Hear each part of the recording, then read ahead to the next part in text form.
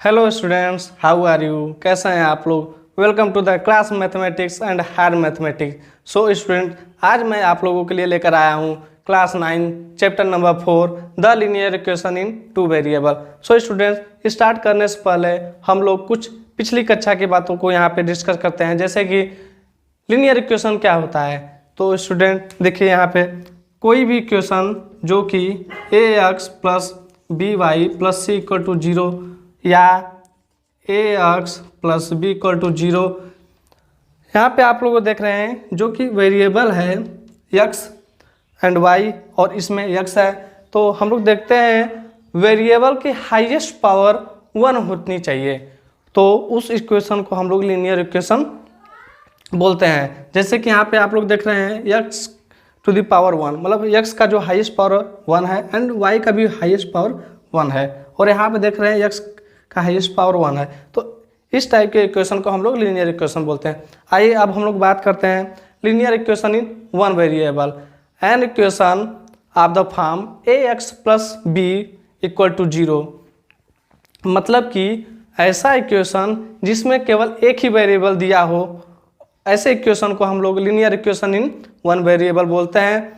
तो अब हम लोग स्टार्ट करते हैं the linear equation in two variable. जैसा कि आप लोग देख रहे हैं, इसका डिफिनीशन है an equation of the form A x plus B Y plus C equal to 0 or A x plus B Y equal to C where A B C are real numbers, A not equal to 0 and B not equal to 0 and X Y are variable is called linear equation in two variable. इसका मतलब ये है कि ऐसा equation जो कि इस standard form में हो या इस स्टैंडर्ड फॉर्म में हो, और यहाँ पे ए बी सी जो है रियल नंबर है, और ए नॉट इक्वल टू 0 होना चाहिए और बी नॉट इक्वल टू 0 होना चाहिए। और यहाँ पे आप लोग देख रहे हैं कि एक्स एंड वाई यहाँ पे दो वेरिएबल्स हैं, तो इस ऐसा इक्वेशन को हम लोग the linear equation in two variable बोलते हैं।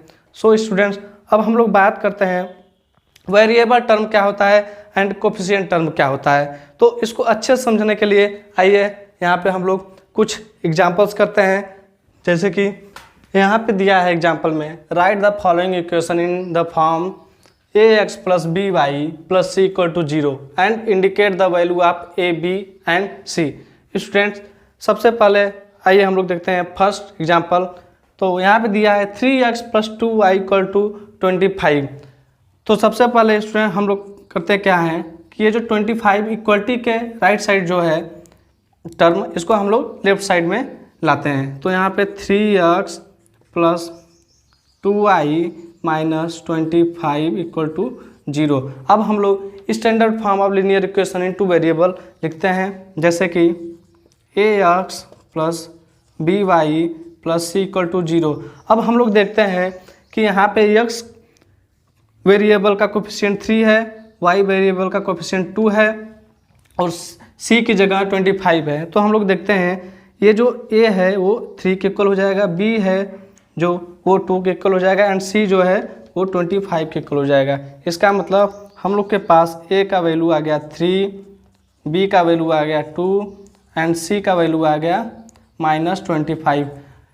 यहाँ पे 25 के पहले माइनस लगा, इसलिए हम लोग यहाँ पे माइनस लिख दे रहे हैं। अगर यहाँ पे प्लस होता तो यहाँ पे प्लस 25 हो जाता। आइए अब हम लोग सेकेंड एग्जाम्पल करते हैं। तो सबसे पहले हम लोग करते हैं क्या, जो राइट साइड टर्म दिया है उसको हम लोग लेफ्ट साइड में लाते हैं और 0 के इक्वल करते हैं। दैट मीन्स यहाँ पे आप लोग लिख लीजिए 2y, या तो ऐसे हम लोग लिखते हैं x y एंड c। तो under root minus under root 2x plus 2y minus 3। अब हम लोग स्टैंडर्ड फॉर्म लिखते हैं linear equation in two variable का ax plus B Y plus C equal to 0। यहाँ पे भी 0 होना है।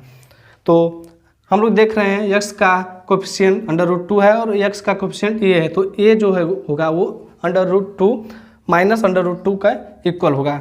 इसका मतलब a का वैल्यू मिल गया हम लोग को -√2। उसी तरीके से b का वैल्यू हम लोग देख रहे हैं, यहाँ पे b की जगह 2 हो जाएगा, तो b equal to 2 and c की जगह हम लोग देख रहे हैं -3 है, तो ये आप लोग का आंसर हो जाएगा। आइए थर्ड एग्जाम्पल में हम लोग चलते हैं। तो सबसे पहले हम लोग करते हैं क्या, x 2y को लेफ्ट साइड में लाते हैं, तो x minus 2y equal to 0, और c का वैल्यू यहाँ पे कुछ नहीं दिया है तो हम लोग c की जगह 0 लिख देते हैं। Then x minus 2y plus 0 into C equal to 0। अब हम लोग देखते हैं ax प्लस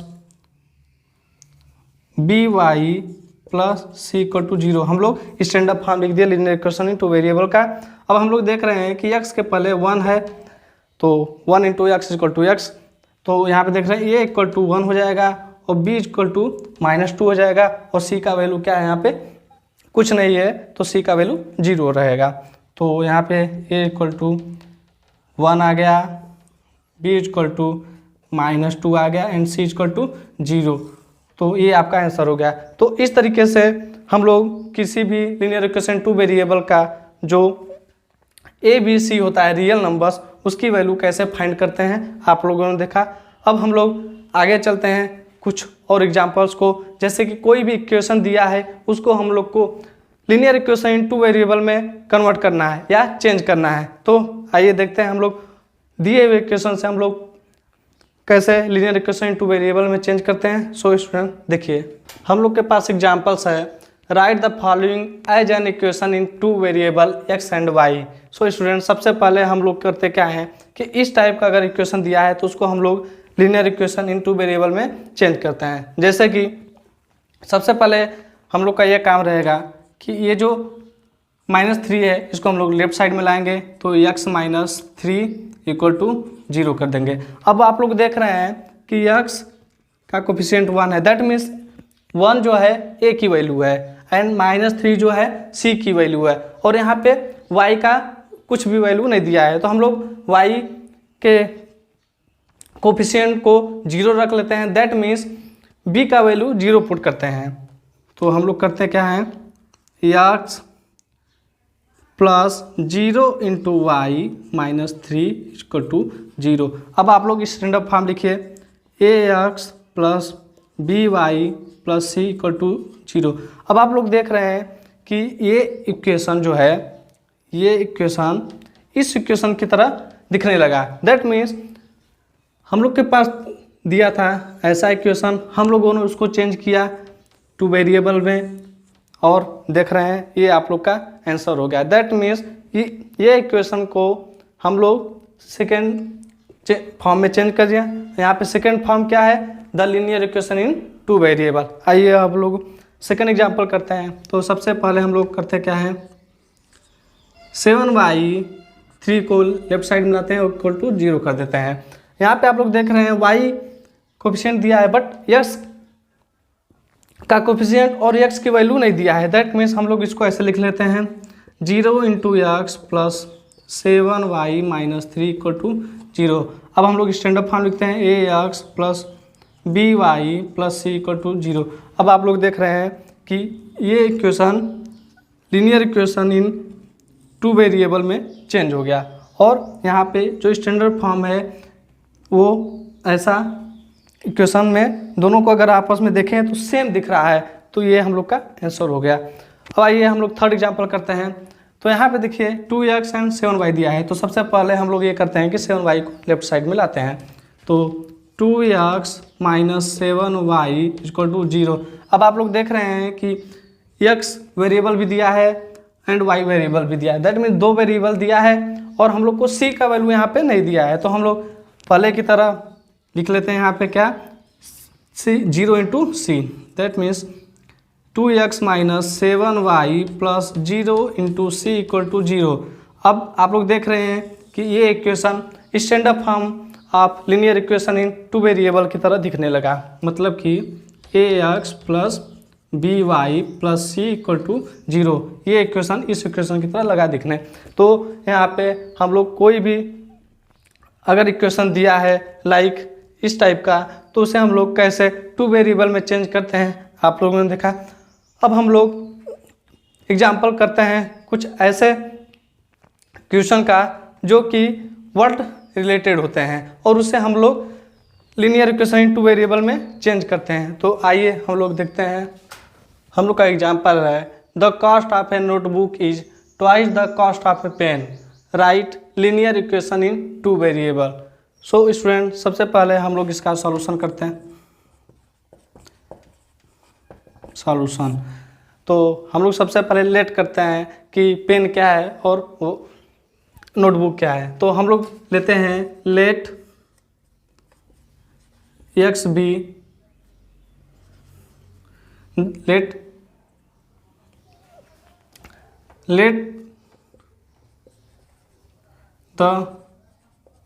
इसको हम लोग ऐसे लिख लेते हैं, let the cost of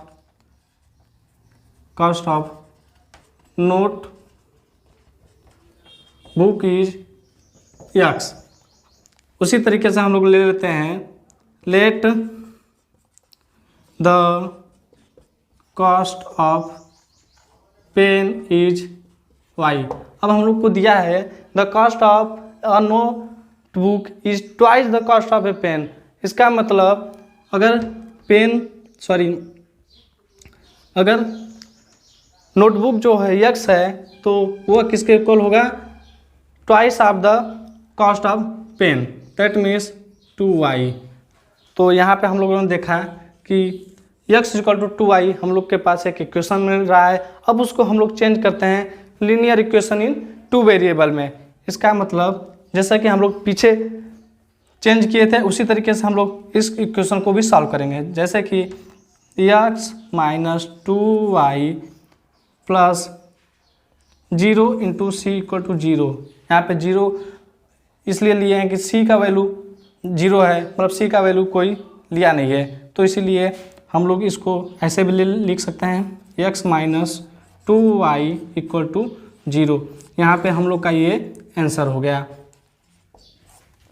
student, आप लोगों ने देखा कि कोई भी लीनियर इक्वेशन टू वेरिएबल में कोफिशिएंट का वैल्यू कैसे फाइंड करते हैं या उसके एग्जांपल्स क्या क्या हैं। फिर हम लोगों ने देखा कि कोई भी इक्वेशन दिया है तो उसको हम लोग linear equation in two variable में कैसे चेंज करते हैं। फिर उसके बाद आप लोगों ने देखा कोई वर्ड प्रॉब्लम अगर दिया है तो उसे लीनियर इक्वेशन में कैसे चेंज करते हैं, फिर उसको linear equation in two variable में कैसे चेंज करते हैं। अब हम लोग बात करते हैं सॉल्यूशन ऑफ लीनियर इक्वेशन।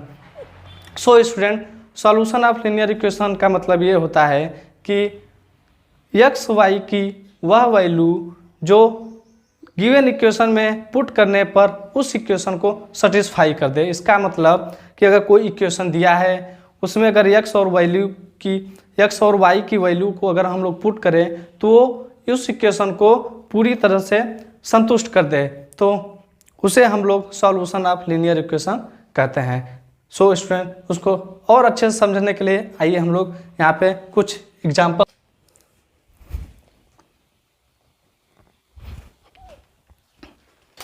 तो यहाँ पे आप लोग देख रहे हैं, check the following are solution of the equation x minus 2y minus 4 equal to 0।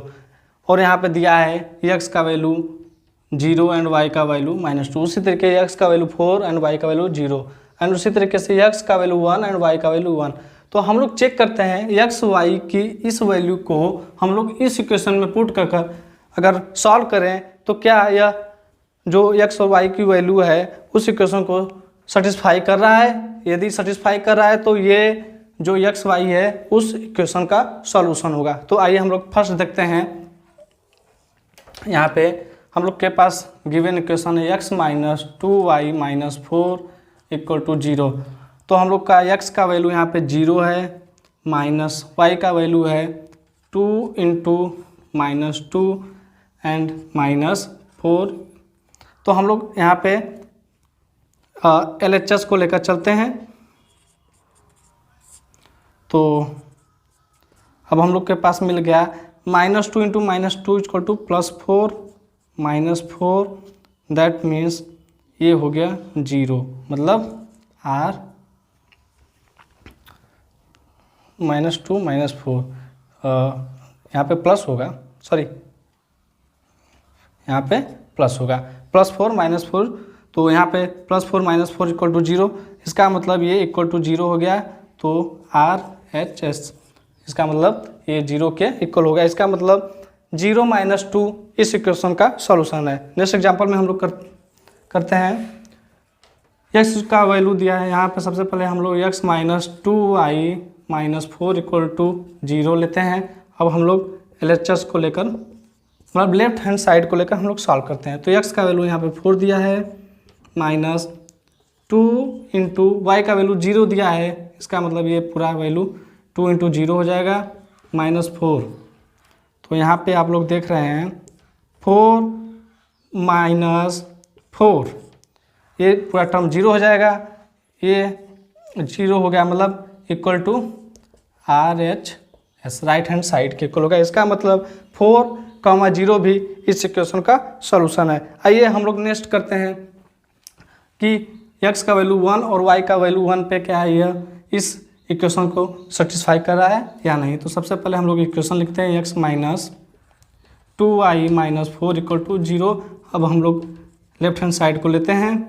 तो यहाँ पे x का वैल्यू दिया है 1 - 2 × y का वैल्यू भी 1 है, -4। तो ये हो जाएगा 1 - 2 - 4, इसका मतलब हो गया 1 - 6 और यहाँ पे -5, मतलब ≠ 0 आ रहा है यहाँ पे। तो ये RHS के इक्वल भी नहीं होगा, क्योंकि यहाँ पे RHS 0 दिया है बट यहाँ पे -5 आ रहा है। तो ये जो वैल्यू है एक्स वाई की, वो इस इक्वेशन को सेटिस्फाई नहीं कर रहा है। इसका मतलब ये इसका सॉल्यूशन नहीं है। सो स्टूडेंट, अब हम लोग बात करते हैं कि ये जो सॉल्यूशन है हम लोग इक्वेशन में कैसे पुट कर कैसे सॉल्व करते हैं। तो यहाँ पे आप लोगों को मैंने करके बताया है कि अगर कोई भी इक्वेशन दिया है तो एक्स वाई का अगर वैल्यू हम लोग को पता है तो उस इक्वेशन में पुट करते हैं, फिर उसको सॉल्व करते हैं। तो अगर वो उस इक्वेशन को सेटिस्फाई कर दे रहा है तो वो उस इक्वेशन का सॉल्यूशन है। आइए कुछ टाइप के क्वेश्चन और करते हैं जो कि इस सॉल्यूशन ऑफ लीनियर इक्वेशन से रिलेटेड हैं। तो आइए देखते हैं। स्टूडेंट्स, इस एग्जांपल में आप लोग देख रहे हैं, if x = 2k - 1 and y = k is a solution of the equation 3x - 5y - 7 = 0, then find the value of k। तो सबसे पहले जो गिवन डाटा है उसको हम लोग यहाँ पे लिखते हैं। तो सॉल्यूशन में हम लोग सबसे पहले करते क्या हैं कि x दिया है क्या 2k - 1 एंड y = k दिया है। फिर उसके बाद जो हम लोग इक्वेशन लिखते हैं 3x - 5y - 7 = 0। अब हम लोग देखते हैं कि x और वैल्यू का, अगर x और y का वैल्यू को इस इक्वेशन में पुट करते हैं तो हम लोग को k का वैल्यू कैसे मिलता है। तो सबसे पहले हम लोग 3 × x का वैल्यू दिया है 2k - 1 - 5, y का वैल्यू दिया है k - 7 = 0। अब हम लोग देखते हैं इस 3 को इसमें मल्टीप्लाई करते हैं। 3 × 2 = 6, k - 3 - 5 × k - 7 = 0। अब हम लोग देते हैं 6k एंड 5k -3 - 7।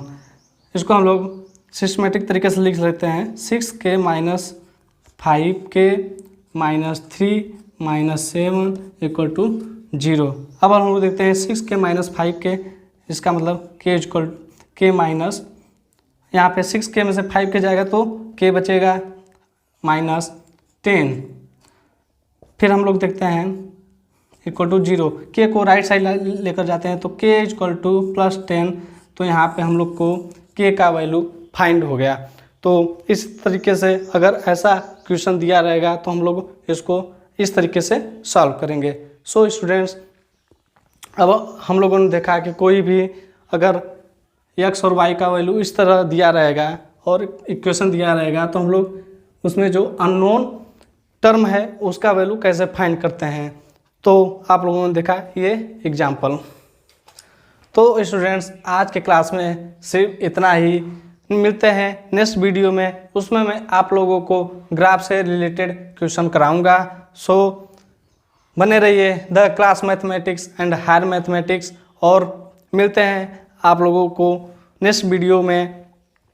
तब तक के लिए thanks and thank you for watching my video. और मेरा वीडियो कैसा लगा कमेंट कर जरूर बताइएगा। अगर कोई भी क्वेश्चन हो तो आप लोग कमेंट कीजिएगा, मैं उसका रिप्लाई ज़रूर करूँगा। So thanks.